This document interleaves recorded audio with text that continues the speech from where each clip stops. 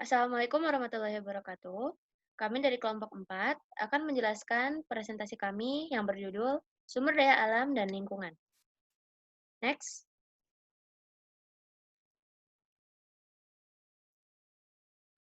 anggota kelompok kami ada Deandra Alika, Raihan Fauzan, Faradiba Safira, Yashifa Yalka, Nadira Aulia, dan Yulia Triteya. Next, Ya, saya akan menjelaskan tentang definisi dari sumber daya alam. Sumber daya alam adalah seluruh potensi yang dimiliki alam yang dapat dikembangkan dengan proses produksi sehingga dapat dimanfaatkan untuk berbagai kepentingan dan kebutuhan manusia. Next, klasifikasi sumber daya alam. Next, sumber daya alam yang tidak akan habis itu dapat dibagi dua. Saya akan menjelaskan yang pertama, yaitu sumber daya alam yang dapat diubah, seperti misalnya pasang surut, angin, tenaga atom, dan curah hujan. Yang bisa kita ketahui bahwa pasang surut dapat dijadikan sebagai pembangkit listrik. Begitu juga angin, dan begitu juga dengan tenaga atom. Yang bahkan, kalau manusia menggunakan tenaga atom, mereka dapat membuat senjata yang bisa membuat pertahanan negara lebih maju dan berkembang dan lebih kuat. Lalu ada curah hujan. Selain dapat didaur ulang curah hujannya atau air yang berasal dari curah hujan, tentunya sumber daya ini dapat diubah ke bentuk lain, misalnya seperti penampungan, untuk mengaliri bendungan, dan juga untuk resapan tanah, dan kegiatan lainnya yang dapat berguna untuk proses produksi manusia. Next. Oke, sumber daya alam yang tidak akan habis. Ada beberapa sumber daya alam yang tidak akan habis, yaitu matahari, perairan, atmosfer, dan ada juga sumber daya alam yang dapat salah guna, yaitu daur air. Pada sumber daya alam yang dapat habis, dapat dikelompokkan menjadi sumber daya alam yang dapat dipertahankan atau dapat diperbarui, yaitu sumber daya alam hayati, flora, dan fauna. Ada juga yang dapat diperbarui, yaitu untuk satwa liar dan ekosistem alami. Yang kedua, sumber daya alam yang tidak dapat dipertahankan, yaitu Sustainable SDA, atau dapat digunakan lagi seperti metal dan permata. Juga ada sumber daya alam yang tidak dapat digunakan lagi seperti minyak dan gas bumi, timah, dan batu bara. Sumber daya alam yang dapat diperbarui atau renewable resources ada hutan. Hutan merupakan SDA hayati, tempat flora dan fauna 75% daratan Indonesia terdiri atas hutan. Berdasar jenis tumbuhannya, hutan dibagi menjadi dua, yaitu hutan homogen yang terdiri dari tumbuhan berjenis hutan jati dan hutan pinus, dan kedua adalah hutan heterogen atau hutan yang terdiri dari beragam tumbuhan seperti hutan hujan, hutan rawa, dan lain-lain.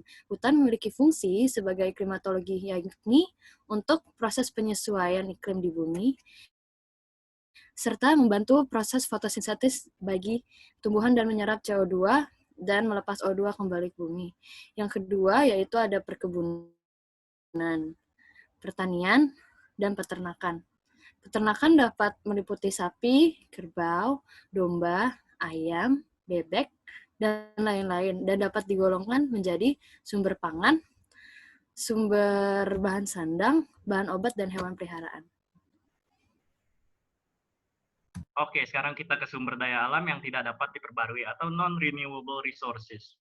Terdiri atas minyak bumi, yaitu hewan dan jasad ternik yang mati berjuta tahun yang lalu. Dapat dipakai sebagai energi, contohnya seperti BBM, dan industri kimia seperti plastik. Yang kedua ada gas alam, yaitu daerah penghasil gas alam melingkupi Aceh, Natuna, Bontang, dan Sulawesi Selatan. Yang ketiga ada batu bara dari tumbuhan mati berjuta tahun yang lalu, berfungsi sebagai bahan bakar untuk industri dan rumah tangga. Dan yang terakhir ada mineral, terdiri dari biji besi, timah, emas, perak, dan bauksit. Next. Kemudian kita ke sumber daya alam yang dapat didaur ulang. Terdapat sumber daya air, yaitu sumber daya alam yang paling erat dengan manusia dan kehidupan. Air limbah industri, hotel, dan lainnya dapat diubah menjadi air baku sesuai standar yang berlaku untuk memenuhi kebutuhan air. Air dibagi menjadi beberapa jenis, yaitu laut, es kutub, air tanah, danau, mata air sungai, dan uap air. sumber daya udara, merupakan sumber oksigen dalam kehidupan. Oksigen diperoleh dari fotosintesis tumbuhan berklorofil. Lapisan udara di bumi ini meliputi 1. Troposfer. Ketinggiannya sekitar 16-19 km diukur dari garis khatulistiwa, 8-9 km di kutub utara. Bumi mengalami stabilitas isotermis dengan rata-rata 130 derajat Celcius. Kemudian stratosfer dengan ketinggian 50 km, merupakan lapisan ozon yang melindungi bumi dari ultraviolet yang bersumber dari matahari. Kemudian ada mesosfer, ketinggian 80 km dan suhu turun cepat sesuai dengan kenaikan altitude atau ketinggian. Terus ada termosfer, ketinggian di atas 80 km. Suhu sama, turun cepat sesuai dengan kenaikan altitude. Dan yang terakhir ada exosfer namanya. Exosfer ini merupakan lapisan paling ujung atau lapisan paling puncak dari yang terdapat dalam lapisan udara di bumi ini. Dia merupakan lapisan tertinggi dari semua lapisan atmosfer, berada di ketinggian lebih dari 800 km, dan gaya gravitasi sangat kecil karena berada di paling luar bumi. Next, please. Kemudian kita masuk ke sumber daya energi. Untuk mengatasi sumber daya alam yang konvensional atau tidak dapat diperbarui, terdapat usaha dalam pengembangan sumber daya alam, seperti 1. Matahari. Dikembangkan menjadi energi alternatif dan tidak mencemari lingkungan. Dari penggunaannya sendiri dapat dikelompokkan menjadi 1. Energi matahari langsung. Penggunaan panel surya, water heater, dan fotosel yang menghasilkan listrik dan energi matahari tidak langsung, seperti disimpan pada biomasa, tanaman dan hewan, atau pada limbah seperti limbah tanaman atau kertas. Kemudian ada panas bumi atau geothermal energy, untuk menggerakkan turbin pembangkit listrik dan berasal dari magma serta geyser, seperti pembangkit listrik tenaga uap. Kemudian ada angin udara yang bergerak dari tekanan tinggi ke rendah, karena perbedaan daya serap di permukaan bumi, dan contohnya bisa dilihat pada penggunaan kincir angin di Belanda. Kemudian ada pasang surut, ditimbulkan daya tarik bumi dan bulan. Kemudian ada biomasa, sampah organik dari tanaman atau produk pertanian seperti akasia, angsana, dan lain-lain. Dan yang terakhir ada biogas, gas dari sisa jasad hidup yang diurai oleh bakteri pengurai melalui pembusukan. Selanjutnya ada pencemaran dan kerusakan lingkungan. Yang pertama ada pencemaran tanah. Bahan pencemar tanah seperti limbah cair dari rumah tangga, industri, dan pertanian. Dampak yang diberikan yaitu penurunan populasi mikroorganisme yang berperan sebagai penguras. Selanjutnya, sama seperti limbah yang terdapat dalam pencemaran tanah, ada pencemaran air. Dampaknya yakni terjadi eutrofikasi, terjadinya ledakan populasi tumbuhan air, dan hasilnya menurunnya kadar oksigen di air, sehingga populasi ikan akan ikut menurun. Yang ketiga ada pencemaran udara, gas buangan dari kendaraan dan industri. Dampaknya seperti hujan asam, penipisan ozon, dan pemanasan global. Next. Selanjutnya ada pelestarian sumber daya alam dan lingkungan. Yang pertama ada menjaga keseimbangan lingkungan supaya ekosistem stabil. Regenerasi tetap berkelanjutan, yang mana terdiri dari kelompok organisme yang saling membutuhkan satu sama lain. Lalu yang kedua adalah pembangunan berwawasan lingkungan, yang mana harus didukung faktor lingkungan yang sesuai dan ekologi yang terpelihara, seperti proses fotosintesis dan pengendalian populasi. Next.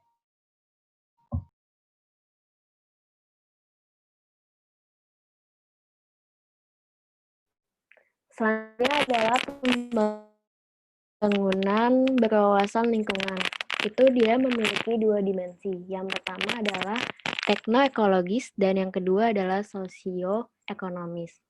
Untuk dimensi teknoekologis, pembangunan harus pada lokasi yang sesuai dengan konsep tata ruang, mekanisme pengendalian dan pemanfaatan sumber daya alam, serta limbah harus diolah agar tidak melampaui kapasitas asimilasi dari ekosistem. Lalu yang kedua adalah dimensi sosioekonomis. Dalam pembangunan berkelanjutan, kelestarian lingkungan perlu untuk ekonomi, dan pertumbuhan ekonomi diperlukan untuk kelestarian lingkungan. Harus ada keseimbangan pada pembangunan dan pelestarian, serta ramah lingkungan. Yang kedua adalah etika lingkungan. Dalam prinsip etika lingkungan, yaitu sikap hormat terhadap lingkungan, tanggung jawab, solidaritas kosmis, dan kasih sayang dan peduli terhadap alam. hidup sederhana, selaras dengan alam, etika masyarakat adat. Next.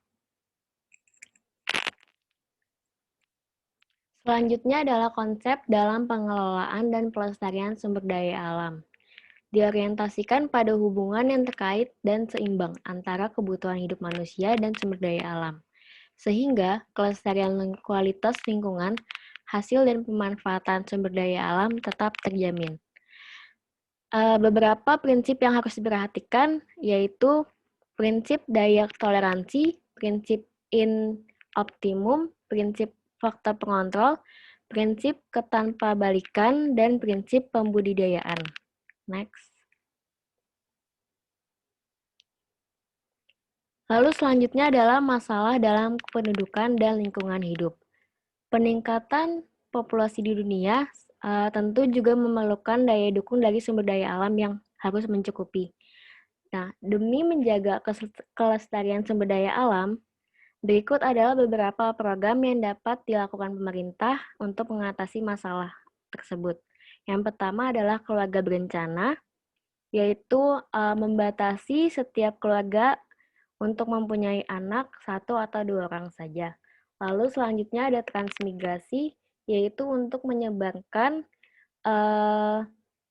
penduduk agar merata. Lalu yang ketiga ada industrialisasi, keempat mengubah pola bertani yang tidak merusak struktur tanah. Next. Kemudian ada beberapa cara untuk menghemat sumber daya alam. Kita harus bisa membiasakan diri untuk hemat energi. Salah satu caranya, seperti mematikan peralatan listrik jika tidak digunakan dan menggunakan peralatan listrik yang hemat energi. Kemudian, kita bisa memilih kendaraan yang hemat energi atau kendaraan bertenaga listrik. Ada lagi, mengurangi penggunaan kendaraan bermotor dan beralih ke transportasi umum untuk mengurangi polusi. Kemudian kita bisa menghemat penggunaan air dan membuat sumur resapan biopori. Dan yang terakhir, ketika kita berbelanja, kita menggunakan barang yang sustainable atau bisa digunakan berulang kali untuk mengurangi penggunaan plastik. Next.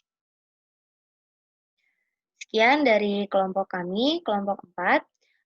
Apabila ada yang ingin ditanyakan, silakan bertanya. Terima kasih atas perhatiannya. Wassalamualaikum warahmatullahi wabarakatuh.